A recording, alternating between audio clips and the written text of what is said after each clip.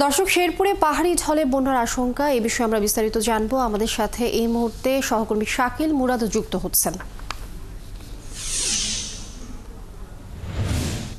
শাকিল, শেরপুরের এখনকার অবস্থা একটু জানতে চাই, আর এলাকাবাসীরা কি বলছেন, এর মধ্যে জমির ধান কি কৃষক ঘরে তুলতে পেরেছেন কিনা সেই বিষয়টি জানবো, এবং বন্যা আশঙ্কায় প্রশাসন কোনো ব্যবস্থা নিয়েছে কিনা।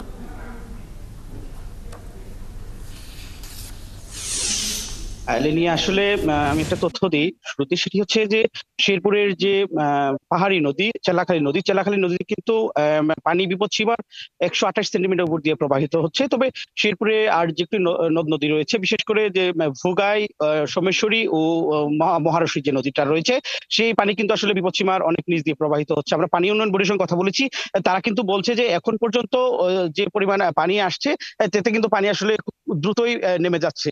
এছাড়া আমরা কৃষি বিভাগের সঙ্গে কথা বলেছি, কৃষি বিভাগ কিন্তু বলছে যে ইতিমধ্যে প্রায় 85% জমির ধান কিন্তু আসলে কাটা হয়েছে। পাশাপাশি যে 15% জমিতে ধান রয়েছে, সেগুলো আসলে কাটার জন্য কৃষকদের পরামর্শ দিয়েছে।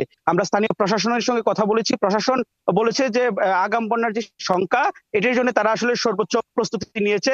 বিশেষ করে তারা কয়েকটি সভা সেমিনার করেছে।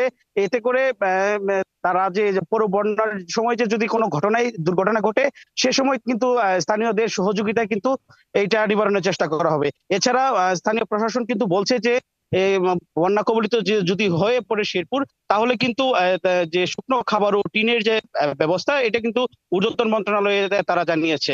এগুলি নিয়ে ছিল আমার কাছে শেরপুর থেকে বন্যা পরিস্থিতি সর্বশেষ। শাকিল মুরাদ, ধন্যবাদ আপনাকে। আপনি যেমনটি জানাচ্ছিলেন, প্রশাসন এই ব্যাপারে প্রস্তুতি নিয়েছে। আপনি যুক্ত থাকুন, আমরা পরবর্তীতে নিশ্চয়ই এই ব্যাপারে আরো বিষয় জানবো।